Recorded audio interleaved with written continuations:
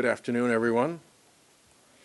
I'm delighted to welcome Leader Jeffries here, and very shortly Speaker Emerita Pelosi will be joining us as well to talk a little bit about the climate situation and the failure of the United States to be present at the Conference of the Parties in Belém, Brazil, other than yours truly. I'm not only grateful to the leader and the speaker for being here, but my travel there was facilitated by the Sustainable Energy and Environment Coalition, which is a House organization that helped get me there, because for the first time in CODEL history that I'm aware of, the State Department refused to support or facilitate my travel or my credentialing.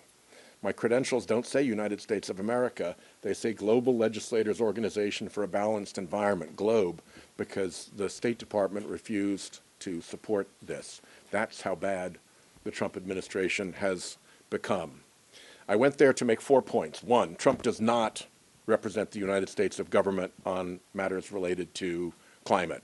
He represents the fossil fuel industry, and specifically his big billionaire fossil fuel donors when it comes to climate matters. The United States is still very solid on climate action. He just has chosen to represent his crooked billionaire donors. The second is carbon pricing is essential. The good things that have come out of COP so far mean that the plane crashes higher up the mountain. But if you want to get the plane over the mountaintop safely, you've got to have carbon pricing. And the best carbon pricing on the planet right now is the Carbon Border Adjustment Mechanism in the European Union. And my mechanism to them was to stand fast against any Trump attacks and be ready to stand against them when they come. The third is that we are seeing globally signs of the great climate insurance collapse. It's been warned of in the United States now by the Federal Reserve, by Aon Insurance, by the Freddie Mac, the chief economist. The Economist magazine has warned of a $25 trillion hit to global real estate markets because climate risk makes insurance unmanageable, which makes mortgages unavailable, which makes property values fall, which leads to 2008-style recession. That's the cascade, and you could see it in the New York Times piece yesterday that showed how Louisiana property values are already falling from the climate risk. The last point I made is it's about damn time we told this story truthfully with the villains in it. We wouldn't be where we were if the fossil fuel industry had not run a long and fraudulent campaign of climate denial.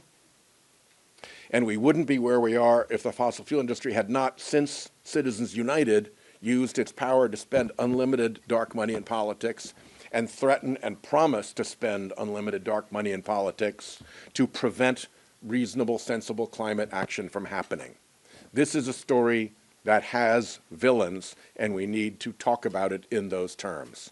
And what we'll do is I'll recognize Leader Jeffries right now. When Speaker Pelosi gets here, we'll interrupt for her. When he's done, if Speaker Pelosi is not here, we'll take a few questions and wait for Speaker Emerita Pelosi. Leader Jeffries, thank you, sir, for being here. Well, good afternoon. It's an honor and a privilege to be here in the United States Senate side of the Capitol, and certainly with Senator Whitehouse, who's been an extraordinary leader on so many issues of importance, not simply to the people of Rhode Island, but the people of this great country and throughout the world, particularly as it relates to the climate crisis. Now, from the very beginning of this Congress, the very beginning of this presidency, there's been an unwillingness by Donald Trump and House Republicans and Senate Republicans to deal with issues of importance to the American people, particularly as it relates to the cost of living crisis that we have in this country and the various reasons why it continues to get worse in the United States of America.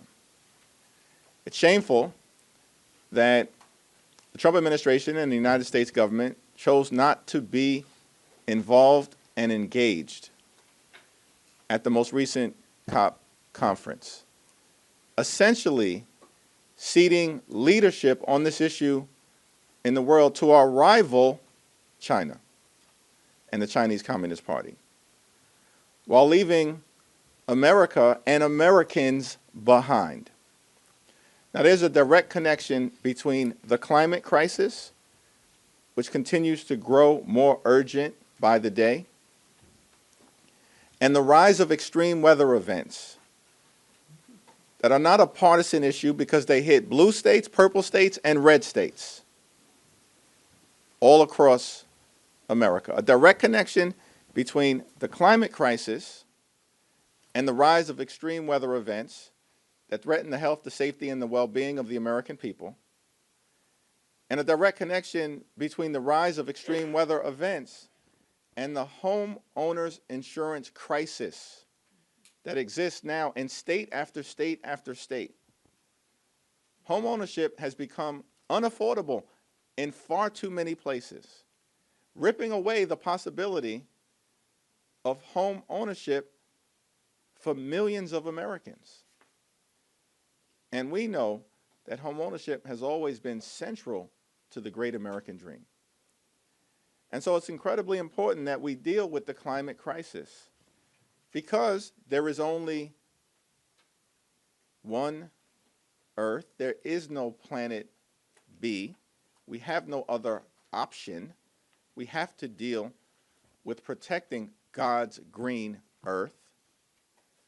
But we also should deal with the climate crisis, because the absence of doing it causes life in America to just continue to become more unaffordable, particularly in this instance as it relates to both the home insurance crisis and the rise in electricity costs and utility bills all across the country because of the administration's assault on the progress that was made related to standing up a clean energy economy under the leadership of Speaker Pelosi, Senator Whitehouse, Democrats in the House and the Senate, and of course, the Biden administration.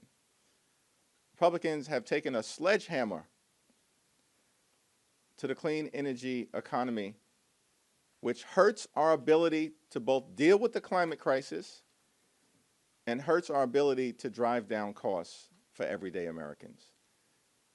And I look forward to the continued leadership of Senator Whitehouse and, of course, the continued leadership on this issue by our Speaker Emerita Nancy Pelosi, who has been a champion on so many issues for the children, of course, at all times, for the country, the Constitution, the Congress, and, of course, decisively for the climate. It's now my honor to yield to Speaker Pelosi. Thank you very much, Mr. Leader. I almost called you Mr. Speaker. Just a few more months. Thank you. Thank you, Senator Whitehouse, for hosting us here today, but also for your tremendous leadership on the ongoing, your relentless, persistent determination to save the planet for the children. And I saw some of it on my phone that you presented, your visit to Brazil. And I want to associate myself with the remarks of the distinguished House Democratic Leader, Mr. Jeffries, because he put it all in perspective, from being God's creation to the kitchen table of the American people in terms of the cost. One other part of it that he referenced in terms of natural disasters cost people, family, life, livelihood, character of their communities, but also cost the national treasury hundreds of billions of dollars to make up for this. So what is the point of this, except that they're in the pocket of the fossil fuel industry? We're there to use every resource we have to save the planet, to make things affordable for people. My invitation to be here was to talk in a little bit of a historic thing. My first COP, it was so early they didn't even call it COP. It was 1992 in Brazil. Our delegation was led by Senator Al Gore. While we were there, he made one of the most spectacular Save the Planet speeches you ever heard, right after the Dalai Lama. It was a religious and a scientific meeting in Brazil. Then we couldn't find him. We were supposed to all have dinner. We couldn't find him. He was called away by Bill Clinton to ask if he wanted to be Vice President of the United States. So that's just placing it in time and history. I just left Al Gore at the funeral of Dick Cheney, and in those days, this was not, we had bipartisan delegation to go to some of these meetings. That was then, and this is now. This is so important to our society, it's a challenge of a generation. This issue is, of course, a values issue. That's been said again and again. But let's start with it's a health issue for our children, clean air, clean water, just saving the planet for them.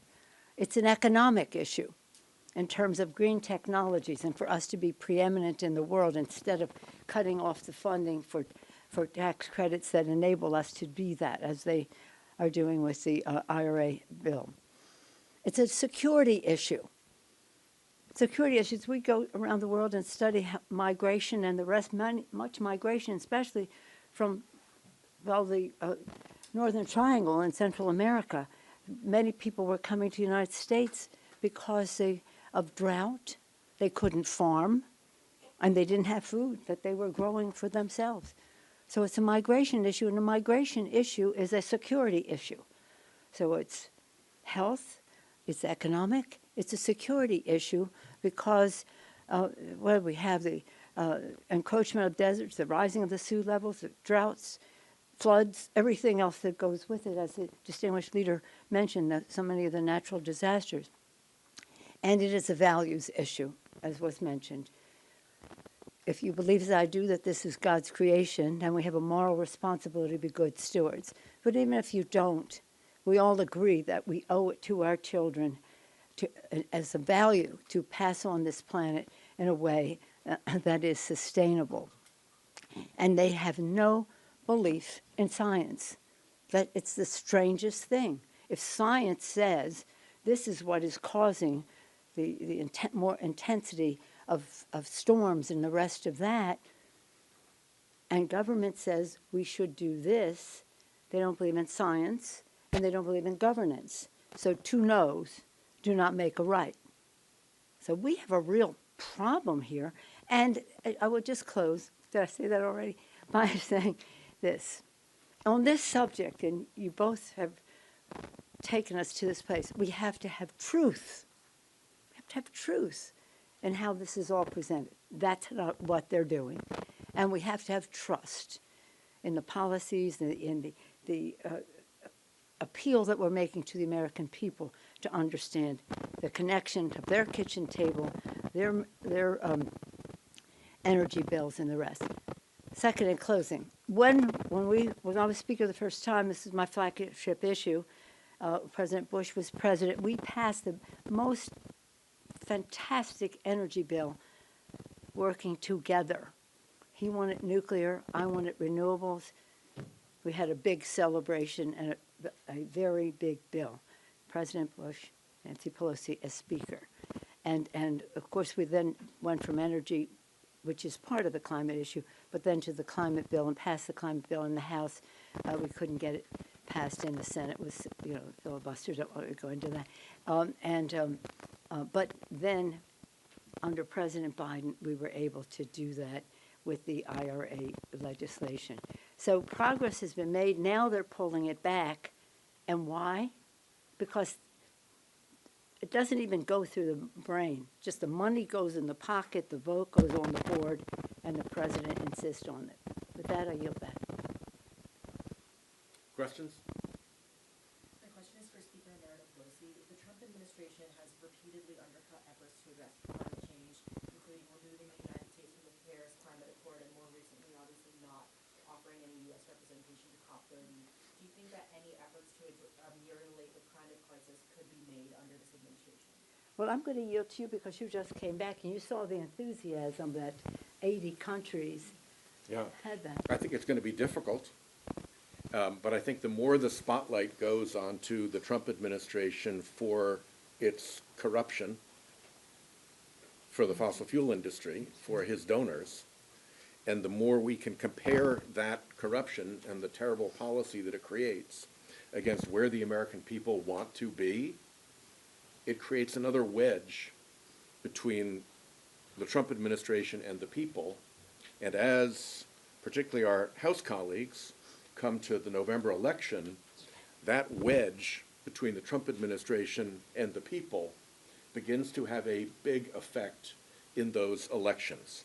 And so I think you've seen it beginning with the Epstein dramas, but I think this is another issue that shows that Trump is not aligned with the American people, that he can't be trusted to protect people's pocketbooks in their electric utility bills and their homeowners insurance and their home values, and that that becomes a powerful political issue that gives us the opportunity to correct their corrupt policies. I would add that mobilization has been my own thing. I say inside maneuvering to get things done, but outside mobilization makes it all the better. And the outside mobilization on this issue among young people is very vital, to the point that the distinguished senator made about us winning the House. When Speaker Jeffries takes over, we won't be able to get new legislation because doubtful that there's an understanding of truth and trust on this subject in the White House. But we will be able to hold in check some of those things. And on that point, I yield to you. Well, I associate myself with everything that Speaker Emerita Pelosi and Senator Whitehouse have said. As House Democrats, we plan on focusing the attention of the American people on three issues where there's a big difference between Democrats and Republicans: affordability, health care, and corruption. And in this particular space, as it relates to dealing with the climate crisis, a corrupt bargain has been struck, as Speaker Pelosi indicated, between these outside special interests, Donald Trump, and Republicans in the Congress, which is why there's no action in dealing with the climate crisis, because they're following the perspectives of GOP big donors. That's corruption in real time, and it's having an adverse impact on the American people. Yeah, to Leader Jeffries and Speaker Emerita Pelosi, it seems like in recent months climate has sort of fallen lower on the list of talking points that Democrats here in Congress are bringing up. How do you think you can, if at all, keep focus on this issue? I don't think that's the case at all. Affordability is the issue, and this is an affordability issue in every way, in terms of jobs, in terms of cost of living, and the rest. And also in terms of education, STEM, training young people for the future. That's who we are. But I will say this, just to that point in the previous question. Donald Trump is the worst president of the United States for America's children. The worst president American children have ever had in terms of their health, their education, the clean, safe environment in which they can thrive, including safety from gun violence, I would add, the job, economic security of their families, and a future that is fair and just in terms of yes, the planet, the air they breathe, but also the economic situation they are in. And he is giving them as a gift a $600 billion increase in the national debt for them to pay off as he takes away health care from them, takes down the Department of Education, and the rest of it. And that to this very point, the air they breathe, the water they drink, he doesn't care. Thank you. Well, any and all of you, given that the renewable liquid fuel incentives in IRA, it's one of the few clean fuel, renewable, climate-related provisions to survive the current administration and Republican majority. Could you address how you view the role of liquid biofuels in reducing emissions, and do you support ethanol, E15 legislation that farm state legislators are trying to push through? Well, let me generally comment on the assault on the Inflation Reduction Act and the clean energy economy. And as Democrats, we're united in pushing back against the damage that was done, notwithstanding the fact that there were several, more than 20 House Republicans who said, hands off the clean energy tax credits and provisions in the Inflation Reduction Act, and then, of course, bent the knee to Donald Trump as soon as he ordered them to decimate the overwhelming majority. So we think that there's a lot of repair work that has to be done in order to get back to the place where we are standing up a clean energy economy for the good of the climate, for the good of communities across the country, the jobs that are created, the economic development, the lowering of electricity prices, particularly in an environment now where, because of the rise of artificial intelligence, we're going to see exponential demand for energy, and we shouldn't be cutting things back.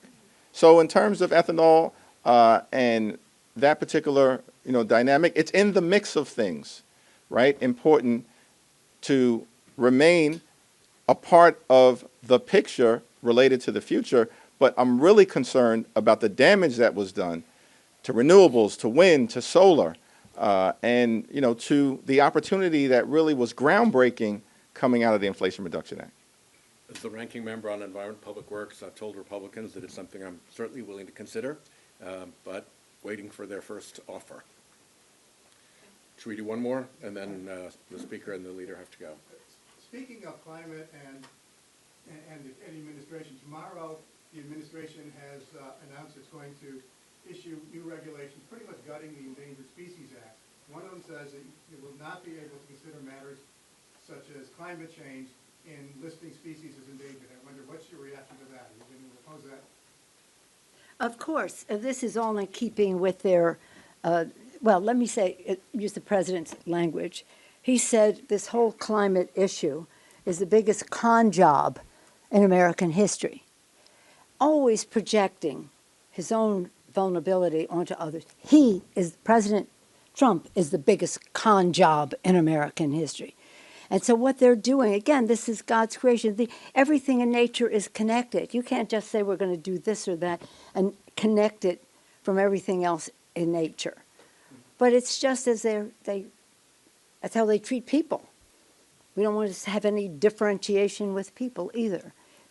That's why you have to have truth. We have to make sure people are not apathetic about listening to what is at stake here. Truth and trust in the collaboration that we want to have. Collaboration, the transparency of it all. And what they're doing, that's almost irreversible.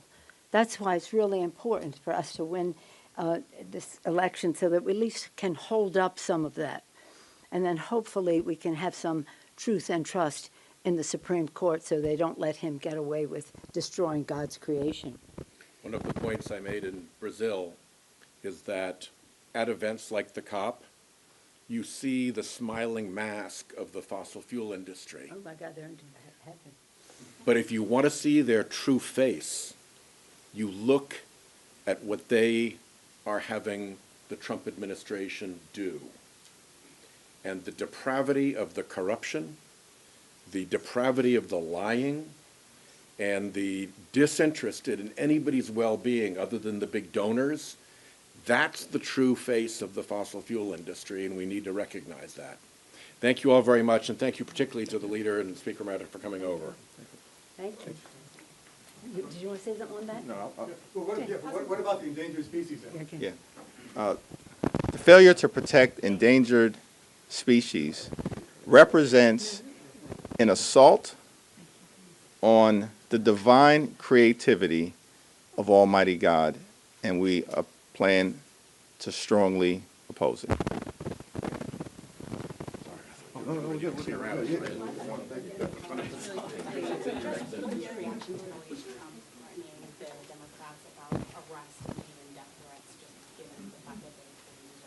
It's an outrageous, unconscionable, unhinged, and un-American statement he issued